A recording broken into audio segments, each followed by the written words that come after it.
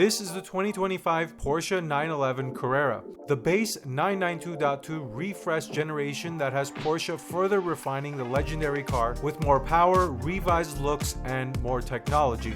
Let's jump right into the changes with the exterior. The headlights and running lights have changed. All 911s now get matrix LED headlights with integrated running lights as standard. Notice the horizontally mounted running light is now gone and replaced with, well, nothing of course, and nothing is good because there are now larger intake openings allowing in more air into the 911. The intake shape is also revised and there's a slight flare on the lower part of the bumper along with a splitter that extends from edge to edge. Out back, the deck lid is new. Instead of 9 vertical slots, it's got 5 with a more streamlined intake design that looks more pronounced versus the Dot 1.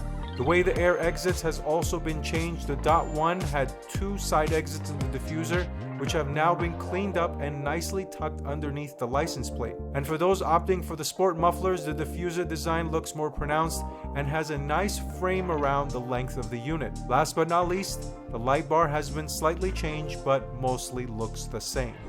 Now let's talk about the changes underneath the hood. So this is still the same 3-liter twin turbocharged boxer 6-cylinder, but the horsepower is increased by 9, bringing the total up to 388 horsepower and 331 pounds-feet of torque.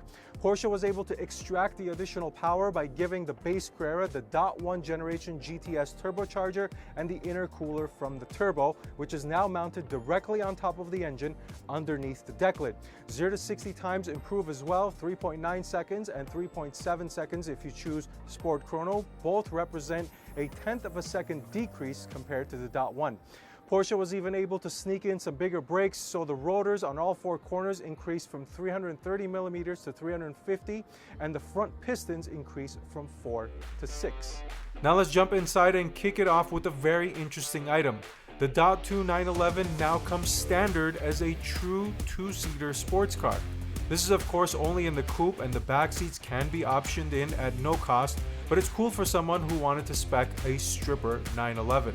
Next, the noticeable difference is the curved widescreen display in front of the driver.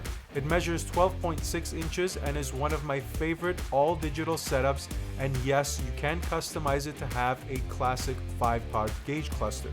All Dot 2 911s now get the drive mode selector as well, and if you tick the option for Sport Chrono, it enables a Sport Plus setting and a Sport Response button in red.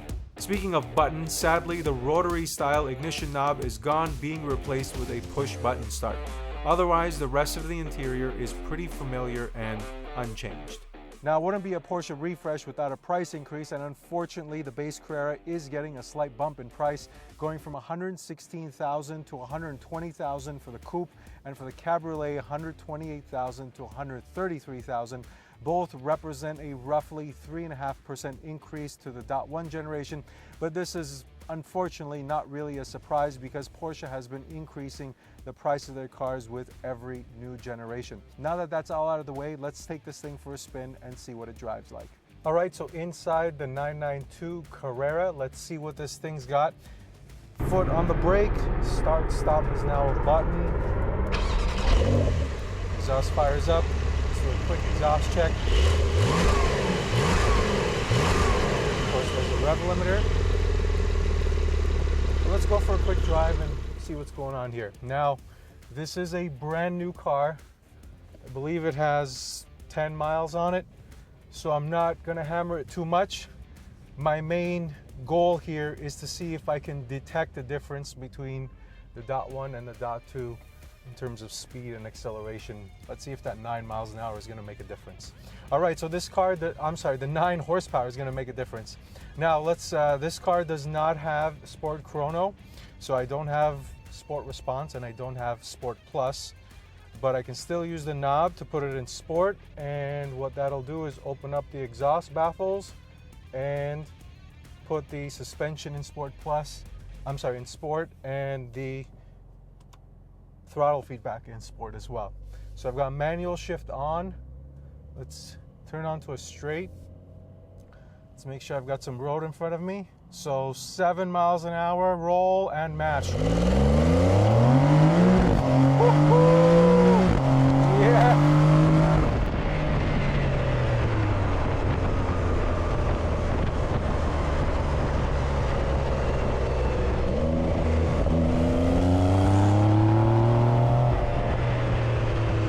yeah, it's still very, very quick.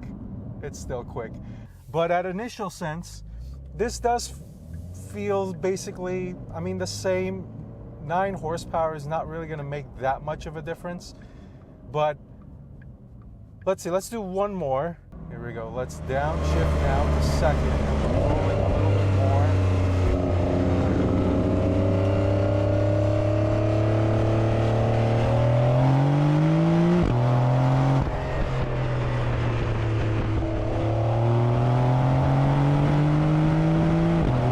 My God, yeah. Oh man. Okay. Yeah. Let's get one thing straight. It's fast. It does feel maybe slightly faster, not crazy fast than a 991 or 992.1.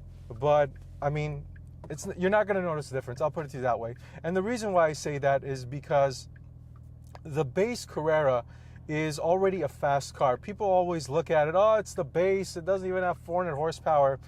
Bull, okay? The base Carrera is an unbelievably capable car in terms of straight line speed, handling, acceleration, the whole 9 yards. So, does it feel different than the .1?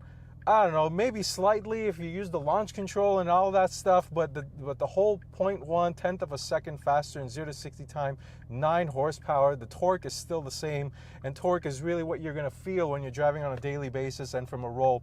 So, I mean, it's, I want to say it's imperceptible, or maybe slightly. All right, now let's go ahead and talk about the rest of it, okay? And one thing I want to say about this is that it feels a little bit more refined than the .1. And the way I want to describe that is using some of the additional upgrades and the suspension. So the suspension is still stiff, it's still sporty, but it kind of balances the daily drivability, and it feels a little more refined. And I want to tie that into the fact that it seems quieter in here as well. So when I put it in normal and I just putt it around, it feels very quiet, slightly quieter than the .1. And I'm not saying it's 50% or even 20% quieter, but it does feel slightly quieter than the .1.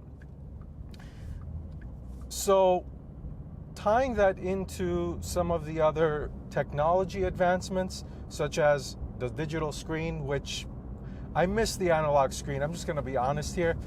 This one feels, yes, it's the same setup as a Boxster and the Cayman models, but it feels a little bit more digital, a little bit more refined, and that additional tech kind of takes it into that element. And I also miss the start-stop button being or not the button, it is now a button.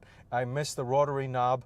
They left it in the GT3. Why couldn't they just leave it in the other 911s as well? After all, this is the sports car, and it's not the Cayman or the Boxster, the lower end stuff, and I don't mean any pun by that, but you're charging more, and this is the true sports car. So I don't know. So those things, those three things, sounds a little quieter, and the digital dash and the sport button, the start-stop button, and some of these other technical things that have been upgraded, technology-oriented upgrades, it feels a little bit more refined in here. Now, is that good or bad? I don't know, but here's one thing.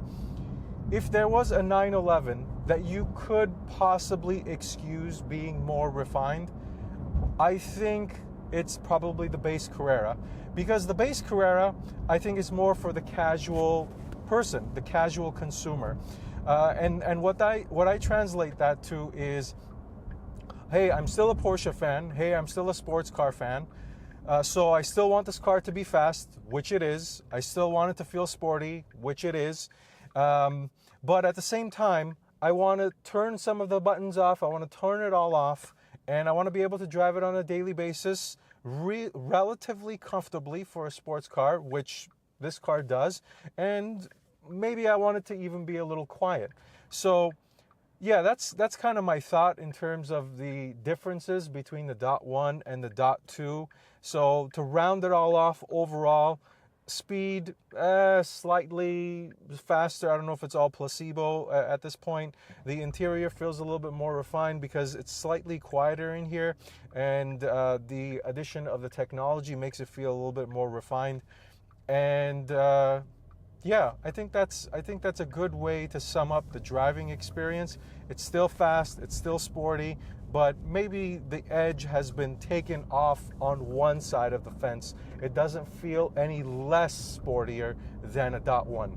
I'll put it to you that way. So I think that's pretty much it in terms of driving. Now let's wrap it up with a couple final thoughts. So that's the 992 911 base Carrera. Now in typical Porsche fashion, this is just a slight nip and tuck that will probably only be recognizable by a Porsche fan. 9 additional horsepower, slightly revised styling, which I do prefer to the .1, a little bit more technology, a little bit more refinement, but overall still the same wonderful driving experience at only a $4,000 price increase. Now I'm not an advocate for price increases, but I say only because the GT3 went up by $40,000 going into the .2 generation. So that's all I've got. If you've got any questions, please make sure you leave me a comment down below or send me a message on Instagram at DriveSteady. If you happen to be interested in other reviews for Porsche products, here's some links for you to enjoy. Another thank you to Porsche of downtown LA. Don't forget to like and subscribe. Otherwise, thank you for watching this video. Until next time, drive steady.